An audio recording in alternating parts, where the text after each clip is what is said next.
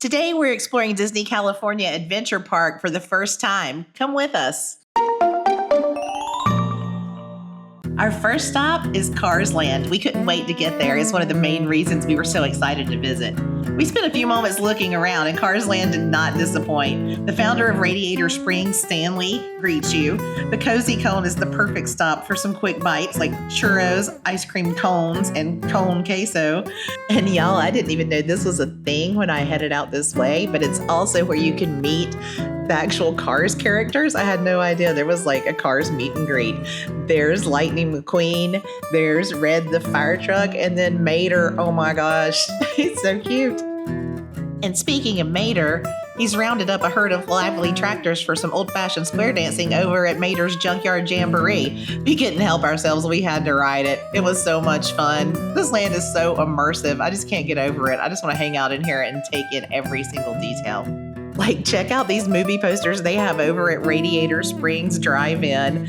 They've changed them up to be all cars, like the Incredicars Fueling Nemo, Monster Trucks Inc., and Toy Car Story. How cute!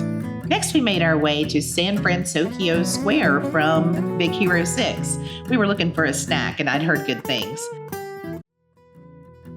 We passed by this cute little bread cart that had Mickey-shaped bread and even Baymax-shaped bread, but we were looking for something with a little more protein. I had heard good things about Lucky Fortune Cookery, so we headed over there to try to see what we could find to eat. Lucky Fortune Cookery is a quick service that serves a variety of Asian-inspired dishes. They're open for lunch and dinner over in San Fransokyo Square. I decided to try the strawberry lychee cocktail, and it was refreshing but a little bit too sweet for me. The pot stickers were pot stickers. They were savory and pretty good. We found the chicken sandwich to be slightly spicier than we thought it would be. And of course, we had to finish up with the Baymax macaron.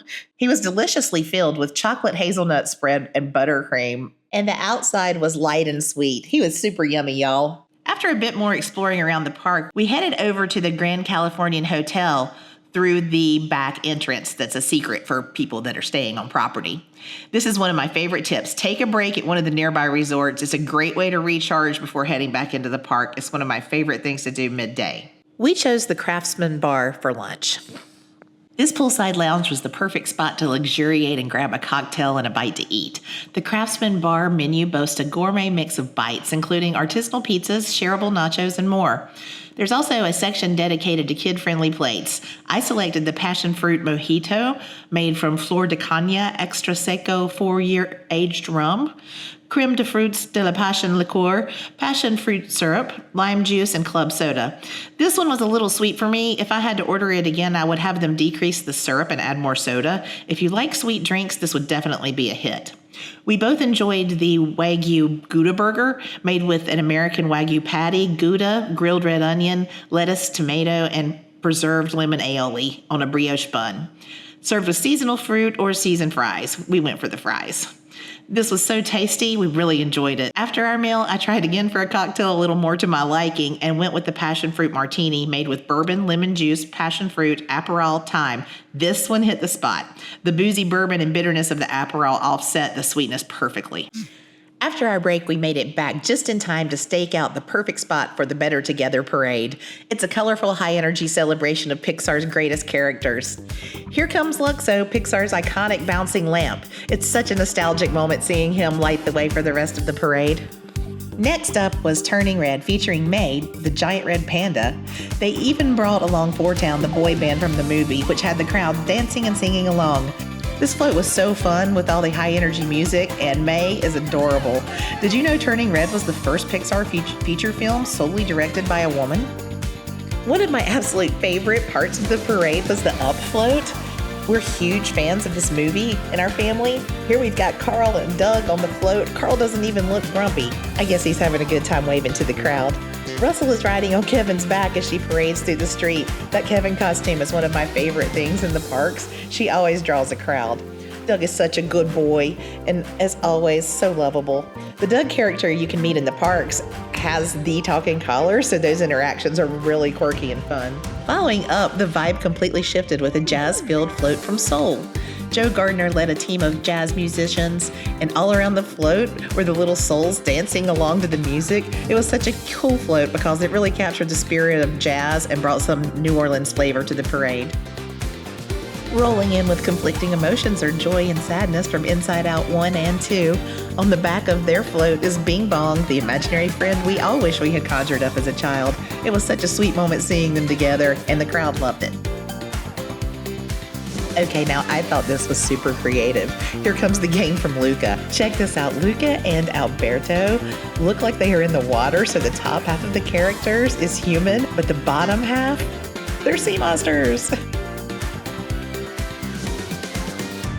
And of course, what's a Pixar parade without the Incredibles? Mr. Incredible, Elastigirl, and even Frozone come cruising through on these. I'm not sure what to call those, but I'd ride one. Right in front of the final float, we saw Woody riding in Lotso's dump truck that has been decorated with one of Woody's taglines, "Reach for the sky." And then here comes the rest of the gang for the grand finale. Miguel and Dante from Coco led the way, followed by Jesse and Buzz. And then we spotted the world's cuddliest monster, Sully, and his pal, Mike Wazowski from Monsters, Inc. It was the perfect ending, full of excitement, music, and a ton of Pixar magic.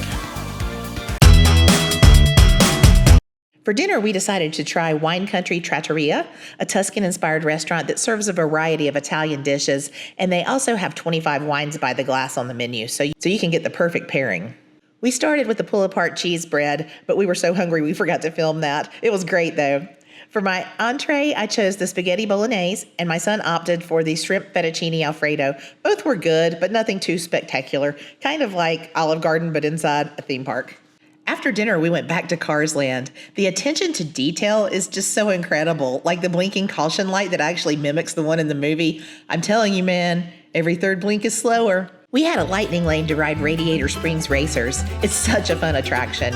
You race through beautiful canyons, meet animatronics from the movie, and then get prepped for your big race. Special thanks to LMG Vids for the extra footage of this amazing ride.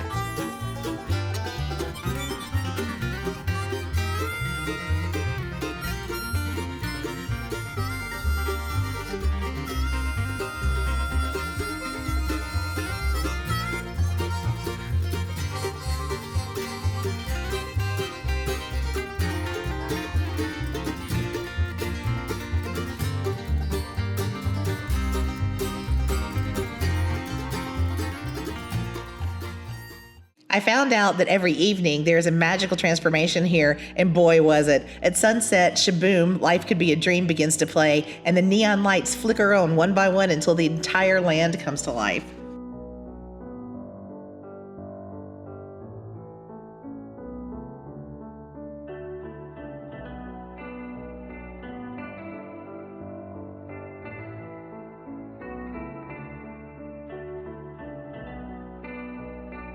To cap off the day, we headed back to Pixar Place Hotel, where we had an amazing view of the World of Color nighttime show right from our premium view room.